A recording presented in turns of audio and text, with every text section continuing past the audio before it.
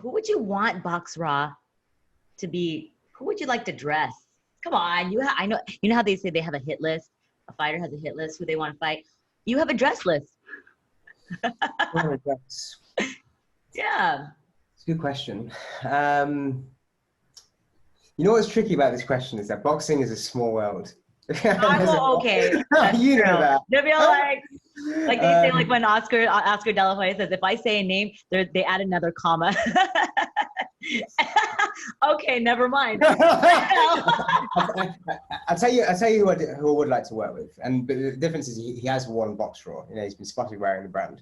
It's Canelo. You know, I'd love to work with that guy. I just think how he's evolved, his boxing ability now, like, you know, his understanding of the science of boxing is phenomenal. You know, so from that point of view, you know, he'd be great. But you know, without sounding like a dick, but there isn't any boxer out there right now that we've tried to work with. We haven't been able to get in the brand in some capacity, whether or not, you know.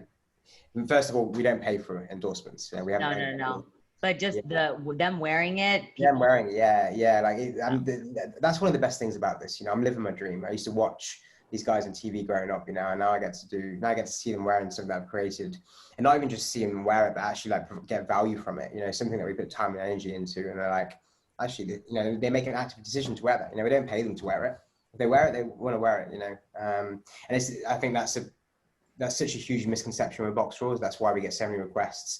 People saying, "Can you sponsor me?" It's like, we don't. You know, it's just not part of our model.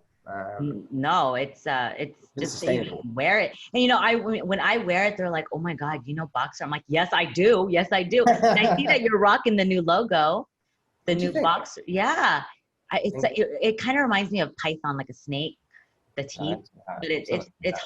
But I guess what you guys have, it's hard. I don't know. It's hard. No, I like it though. Do you draw? Are you heavily involved in the design process?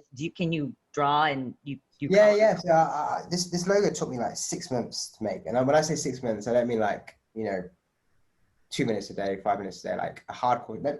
I've got, just to give you a sense of sort of how long it took and sort of the development process. You know, this is gonna be weird to just. This is a story of BOXRAW, how BOXRAW was born. By the way, I've got 3 of these at home, which are completely full. This is the most recent one, which is in the office. What can you see here? Let me try and show it this way. Wow. Oh my gosh. Wait. You ain't seen shit yet. That's well over 100. Well over 100. Like, probably in total, like over 10,000 variations of the logo to get to this point. Like, so much thought and time. Like, I'll explain that in a sec, but without boring you all, but this is like, we didn't just stumble across the logo. Like, a lot of thought and energy went into it. Like, I don't know if there were many components we had to hit when we designed the logos. The first one, it had to be directional. It had to show progression, which is why the logo's not at a perfect horizontal angle. I like that. It's veered up from top to left. If you look up. Exactly. It had to look good upside down. I don't know if you noticed, but on all the new products now, since we launched the logo, all of the I'm like looking at upside down. all of the I've got a sticker here actually. So, I was like, unless you do a handstand, then all of the sleeves, they've got the logo on them, but they're upside down, so that only when you put your fist up. That is really good thought.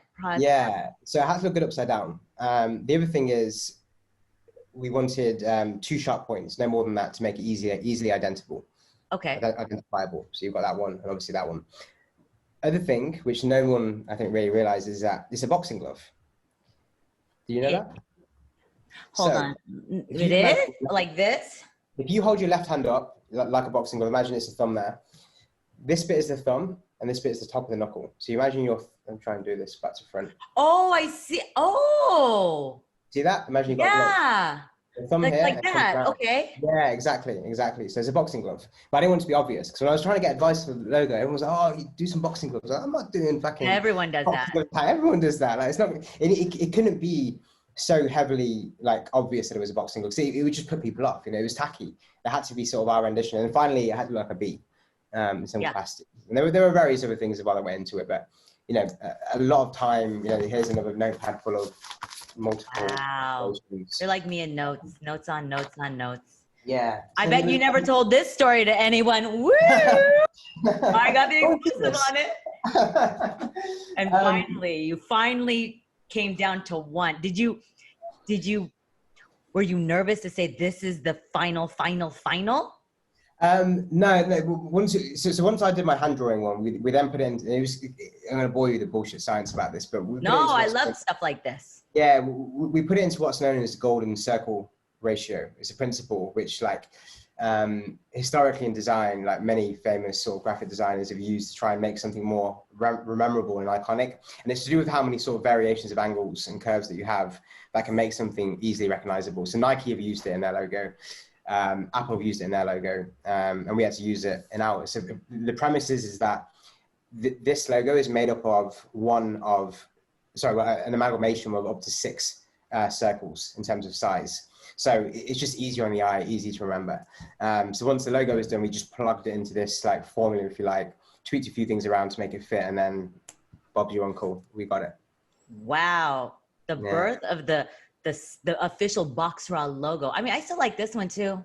Yeah. Are you going to continue with this one, or are you going to strictly do the logo? No, we're still going to use the text. The problem with the text is that it gets to a point it's very hard to remember or recognize text from a distance. So when we're doing like the custom tracksuits for boxers, like we'll be featured, and I'll know because I know the cut and I can just about make out the text, but you can't recognize text, you know. And that's true. When you look at Nike, Adidas, I get it. Yeah. Yeah, it's further to like when we're launching like gloves, eventually going into boxing footwear and everything. Is like we don't want to just have text there. Like we need a logo that's recognizable, because the difference between text logos and an actual logo you can look at is that you have to read text to be able to read it and make sure it's coherent, internalize it. Things with a logo, instantaneously you're filled with an emotion versus like an audible name. So there's power in a strong logo, especially one that people want to wear. And you know that's why we do our marketing the way we do, is because we're trying to invoke an emotion. So you know when people see this, yes, we want them to say BOXRAW, but we want them to have that same feeling they had when they watched something or read a story, you know, about someone we were talking about, and so on.